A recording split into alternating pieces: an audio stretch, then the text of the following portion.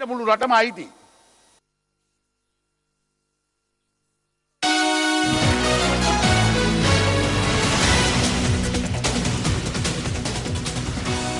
வணக்கம், இது news ஃபர்ஸ்டின் weekend பிரதான செய்திகள். இன்று விரிவான செய்திகளுக்கு செல்லும் முன்னர் முதலில் தலைப்புச் செய்திகள்.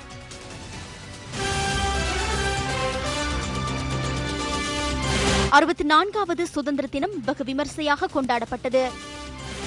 பிரச்சினைகளுக்கு தீர்வு காணக்கூடிய உன்னத நிறுவனம் பாராளுமன்றமாகும். சுதந்திர தின உரையில் ஜனாதிபதி தெரிவிப்பு. 1414 கைதிகளுக்கு இன்று விடுதலை. IPL போட்டிகளுக்கான ஏலத்தில் மஹேல ஜெயவர்தனவுக்கு 159.6 மில்லியன் ரூபாய் பெறுமதி. தொடர்பான உள்நாட்டுச் செய்திகள். பிரித்தானிய காலனித்துவத்திலிருந்து இலங்கை சுதந்திரம் பெற்று இன்றுடன் 64 வருடங்கள் பூர்த்தியாகின்றன. தேசிய சுதந்திர தின வைபவம் ஜனாதிபதி மஹிந்த ராஜபக்ச தலைமையில் அனுராதபுரத்தில் இன்று முற்பகல் நடைபெற்றது. நாடு சுதந்திரம் அடைந்து அரை நூற்றாண்டுக்கு மேற்பட்ட காலப்பகுதியில் பெறப்பட்ட நன்மைகளை விட கூடுதலான நன்மைகளை கடந்த 3 ஆண்டு காலத்திற்குள் அடைய முடிந்ததாக ஜனாதிபதி இதன்போது சுட்டிக்காட்டினார். சுதந்திர தின நிகழ்வுகளை காலிமுகத்திடலில் மாத்திரம் நடத்தாமல் பிரதேசங்கள் தோறும் நடாத்துவதற்கு அரசாங்கம் நடவடிக்கை எடுத்திருந்தது. இதன்படி கண்டி, கதிர்காமம் ஆகிய பிரதேசங்களில் நடைபெற்ற சுதந்திர தின நிகழ்வுகளை தொடர்ந்து இந்த முறை அனுராதபுரத்தை மையப்படுத்தி சுதந்திர தின நிகழ்வுகள் நடைபெற்றன.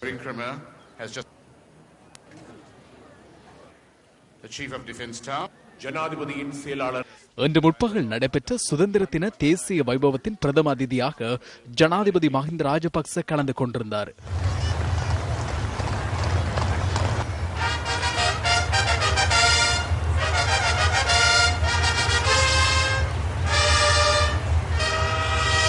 தேசிய கொடி ஏற்றப்பட்டதை தொடர்ந்து சுதந்திர தின நிகழ்வுகள் ஆரம்பிக்கப்பட்டன.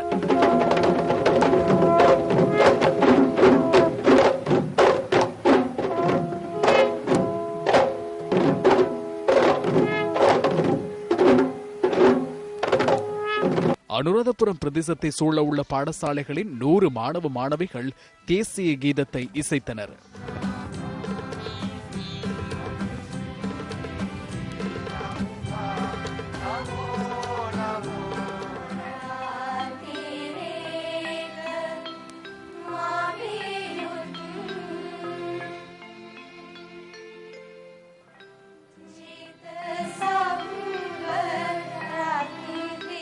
நாட்டின் இறைமை மற்றும் தேசிய ஒருமைப்பாட்டிற்காக போராடி உயிர் தியாகம் செய்த ராணுவ வீரர்களை நினைவு கூர்ந்து 1 நிமிட மௌன அஞ்சலி செலுத்தப்பட்டது.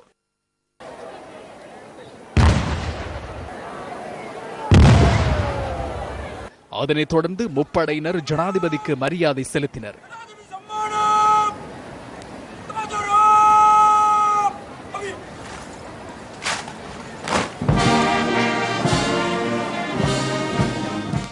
ஆறு உயர் அதிகாரிகள் மற்றும் ஏனைய பிரிவுகளுக்குட்பட்ட முப்படையின் 105 உறுப்பினர்கள் இதில் கலந்து கொண்டிருந்தனர்.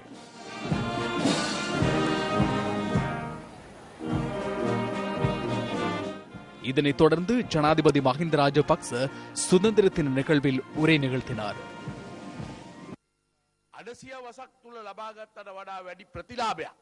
1948 ஆண்டு சுதந்திரத்தினை அடைந்து அரை நூற்றாண்டுக்கு மேற்பட்ட காலப்பகுதியில் பெறப்பட்ட நன்மைகளை விட கூடுதலான நன்மைகள் பயங்கரவாதிகளிடமிருந்து நாடு விடுவிக்கப்பட்டு கடந்து சென்றுள்ள 3 வருடங்களில் கிடைத்துள்ளன. பொருளாதாரத்தை வலுப்படுத்திக் கொண்டு பொருளாதார சுதந்திரத்தினை பெற்றுக் கொண்டால் மாத்திரமே நாம் சுதந்திர இறைமைமிகு நாடாக செயற்பட முடியும். பயங்கரவாதிகள் நாட்டிற்கு எதிராக வெளிநாடுகளிலிருந்து மேற்கொள்ளும் சூழ்ச்சிகள் மற்றும் பாரிய பொய் பிரசாரங்களில் முடிவு கிடையாது என்பதனை நீங்கள் அறிவீர்கள். வெளிநாடுகளில் அவ்வாறு நடவடிக்கைகள் மேற்கொள்ளப்படுகின்ற போது இலங்கையில் உள்ள சில குழுவினர் தாய்நாட்டின் ஸ்திரத்தன்மையை சீர்குலைப்பதற்காக பல்வேறு செயற்பாடுகளில் ஈடுபடுகின்றனர். உலகின் சில நாடுகளில் இடம்பெற்றதை போன்று இலங்கையிலும் தமது நோக்கத்தை அடைய இவர்கள் எதிர்பார்க்கின்றனர். வெளிநாட்டு உதவிகளை பெறும் சுயநலமிக்க குழுக்களை திருப்தியடைச் செய்வதன் மூலம் நாட்டிற்கு நன்மை கிடைக்காது. அதே போன்று எந்த வகையிலும் பக்கச்சார்பான ஒரு குழுவினர் முன்வைக்கும் யோசனைகளை செயல்படுத்துவதன் மூலம் பிரச்சனைகளுக்கு தீர்வு கிடைக்காது. முழு நாட்டிற்கும் பொருந்தக்கூடிய நோக்கம் ஒன்றை அடிப்படையாக கொண்டு நிரந்தர சமாதானத்திற்கான கொள்கையை வகுக்க வேண்டியது காலத்தின் தேவையாகும். இனங்களுக்கு என தனியான பிரதேசங்கள் கிடையாது. அனைத்து இனங்களுக்கும் முழு நாடும் உரித்தானது. பிரச்சனை ஒன்று உள்ளதாக கூறுகின்றனர். இந்த பிரச்சனைக்கு அனைவரும் பொறுப்பு கூற வேண்டும் என கற்றுக்கொண்ட பாடங்கள் மற்றும் நல்லிணக்க ஆணைக்குழு தெரிவித்துள்ளது. மனசாட்சிக்கு இணங்கி செயற்படும் அனைவரும் இந்த விடயம் தொடர்பாக கவனம் செலுத்த வேண்டும் என நான் நம்புகின்றேன். இதன் காரணமாகவே நாம் ஏற்கனவே இந்த ஆணைக்குழுவின் பரிந்துரைகளை முறையாக செயற்படுத்த ஆரம்பித்துள்ளோம். நிறைவேற்று அதிகாரத்தை பயன்படுத்துவதும் மக்களின் கருத்துக்கு எதிராக செயற்படுவதும் ஜனநாயகம் அல்ல. பாராளுமன்ற ஜனநாயகத்தை போன்றே நாட்டின் சட்டத்தையும் நீதித்துறையின் சுயாதீனத்தையும் நல்லாட்சியினையும் பேணுவதற்கு நாம் அர்ப்பணிப்புடன் உள்ளோம். அனைத்து கட்சிகளையும் இனங்களையும் சமயங்களையும் உள்ளடக்கிய மக்களை பிரதிநிதித்துவப்படுத்தும் பாராளுமன்றம் இந்த பிரச்சனையை தீர்ப்பதற்கு யோசனைகளை கொண்டு வரக்கூடிய உன்னதமான ஜனநாயக நிறுவனம் என்பதனை உங்களுக்கு நான் ஞாபகப்படுத்த வேண்டிய தேவை கிடையாது என நான் நினைக்கின்றேன். இதனால் தேசிய பிரச்சனை போன்ற பிரச்சனைகளை தீர்ப்பதற்கு பாராளுமன்ற தெரிவுக்குழு என்ற கட்டமைப்பு உகந்தது என்பதே எனது கருத்தாகும். நாம் செல்ல வேண்டிய வழி, பிரச்சனைகளை தீர்க்க வேண்டிய முறைமை தொடர்பாக புத்த பகவான் உபதேசம் செய்துள்ளார். බුදුහාමුදුරුවගේ බුදු අදන අක්කෝදේන ජිනේ කෝදං අසාදුන් සාදුනාජිනී ජිනේ කදිරියන් දානේන. குரோதத்துடன் செயற்படுபவரை அன்பினால் வெற்றி கொள்ள வேண்டும். தீய செயலில் ஈடுபடுகின்றவரை நற்செயலின் மூலம் வெற்றி கொள்ள வேண்டும். உலோபியாக செயற்படுகின்றவரை கொடைகளினால் வெற்றி கொள்ள வேண்டும். பொய் பேசுபவரை உண்மையினால் வெற்றி கொள்ள வேண்டும். தாய் நாட்டின் சுதந்திரத்தை அர்த்தபூர்வமாக்கிக் கொள்வதற்கு எம் அனைவர் மத்தியிலும் அந்த சிறந்த எண்ணம் ஏற்பட வேண்டும் என நான் பிரார்த்திக்கின்றேன். කර ගැනීමේදී අප සියලු දෙනාට මේ යහපත් සිතුවිල්ල පහළ වේවායි මම හිත සිතින් ප්‍රාර්ථනා කරු. නිශාන්ත උඩුගේතැන්න ஜனாதிபதியின் உரையை தொடர்ந்து ராணுவ அணிவகுப்பு இடம்பெற்றது. සන්නද්ධ බලසේනාවක් யுத ஹமுதாவே பிரதம ரைபிள் டீம் இப்போது இலங்கை பல்வேறு கலாசார நிகழ்வுகளும் விழாவை அலங்கரித்தன.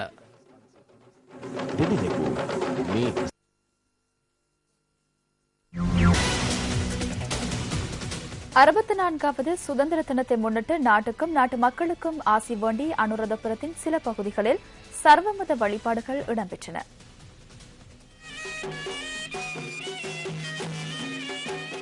அனுராதபுரம் ஜெயஸ்ரீ மகாபோதியில் சமய நிகழ்வு ஒன்று இன்று முற்பகல் நடைபெற்றது.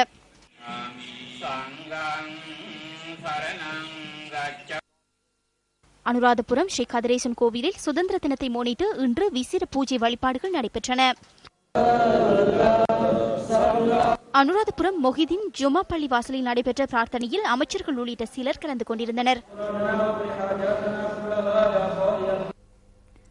64வது சுதந்திர தினத்தினை முன்னிட்டு ஜனாதிபதி, பிரதமர் மற்றும் எதிர்க்கட்சித் தலைவர் ஆகியோர் தமது வாழ்த்துச் செய்திகளை வெளியிட்டுள்ளனர். நாட்டிற்காக அர்ப்பணிப்புடன் செயற்பட்டமையை எதிர்காலத்தில் பாதுகாத்துக் கொள்ள வேண்டும் என ஜனாதிபதி மஹிந்த ராஜபக்ச குறிப்பிட்டுள்ளார். இலங்கையின் 64வது சுதந்திர தினத்தை முன்னிட்டு விடுத்துள்ள வாழ்த்துச் செய்தியிலேயே ஜனாதிபதி இந்த கருத்தினை கூறியுள்ளார்.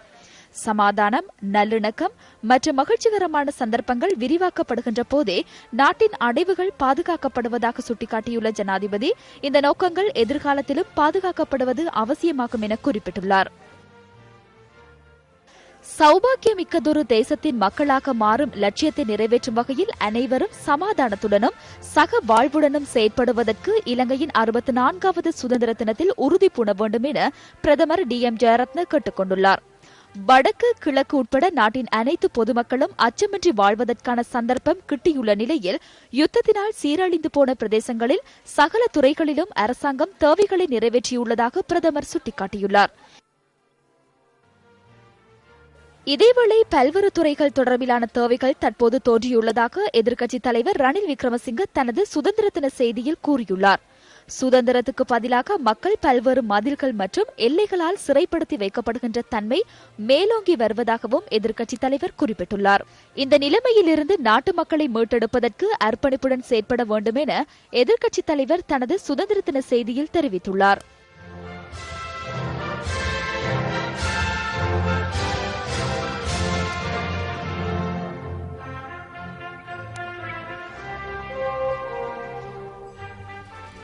சுதந்திர இலங்கையின் முதலாவது பிரதமர் மகாமான்ய D.S. சேனநாயக்கவை நினைவு கூறும் நிகழ்வொன்று இன்று நடைபெற்றது. இந்த நிகழ்வுகள் கொழும்பு சுதந்திர சதுக்கத்தில் உள்ள சேரநாயக்க உருவச்சிலைக்கு அருகில் இடம்பெற்றது. கொழும்பு மாநகர சபையின் மேயர் A.J.M. முசாமில் தலைமையில் இந்த நிகழ்வு நடைபெற்றது.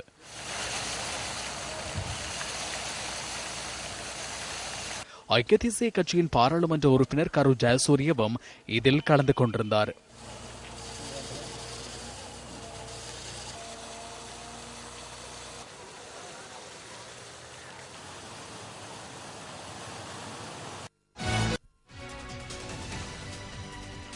நாம் இன்று கொண்டாடுகின்ற சுதந்திரத்தை எமக்காக வென்றெடுப்பதற்கு அபரிமித துணிச்சலுடன் அர்ப்பணிப்புடனும் 1818ஆம் ஆண்டு போர்க்களத்தில் செயல்பட்ட வீரர்களை தேடிச் சென்ற நியூஸ் ஃபர்ஸ்டின் பயணம் இன்றும் தொடர்கின்றது.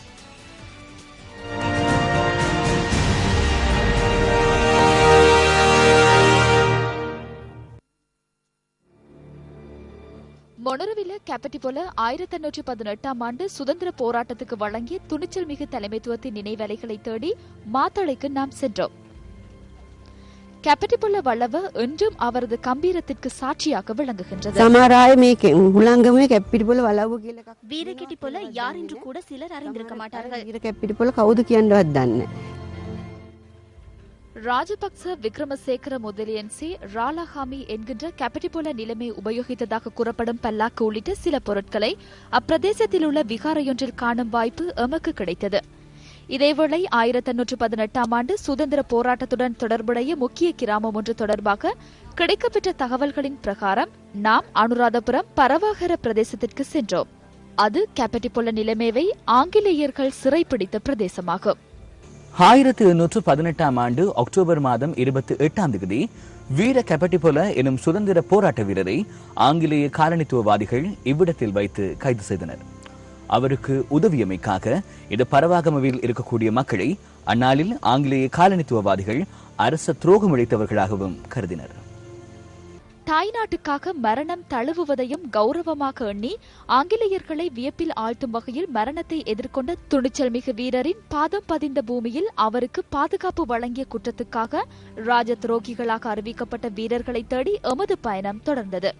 பரவகர கிராமத்தில் இருந்தவர்கள் ராஜ துரோகிகள் என அறிவிக்கப்பட்டதால் அவர்கள் தமது குடும்ப பெயரை இழக்க நேரிட்டதுடன் தமது தந்தையின் பெயரை குடும்ப பெயராக பயன்படுத்த வேண்டிய நிலையும் ஏற்பட்டது.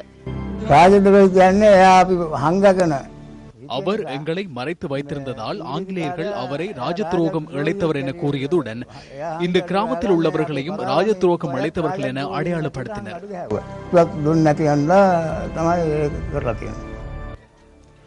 சுதந்திர போராட்டத்துக்கு தலைமை தாங்கிய மற்றொரு வீரர் தொடர்பான தகவல்களை தேடி நாம் பிபில கொஹுகும்புர பிரதேசத்தை அடைந்தோம். இது அவர் தொடர்பான ஞாபகங்கள்.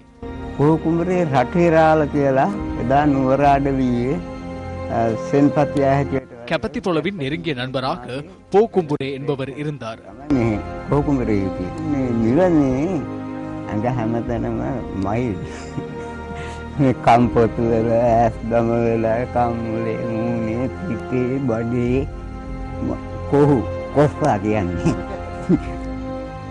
அரசராக வேண்டுமென்றால் புனித தந்த தாதுவை தன்வசம் வைத்திருக்க வேண்டியது கட்டாயமாகும். இதன்படி 1818ஆம் ஆண்டு தலதா மாளிகையிலிருந்து புனித தந்த தாதுவை எடுத்துச் சென்று ஹங்குராங்கத்தையில் சிறப்பு பூஜையொன்று நடத்தப்பட்டமை வரலாற்று முக்கியத்துவம் மிக நிகழ்வாகும். இது குறித்த பூஜை நடைபெற்றதாக கூறப்படும் இடம். இரண்டாவது போராட்டத்திற்கு தலைமை வகித்த மற்றொரு வீரர் தொடர்பான தகவல்களை நியூஸ் ஃபர்ஸ்டின் முதல் மரியாதை விசேட தொகுப்பில் நாளை எதிர்பாருங்கள்.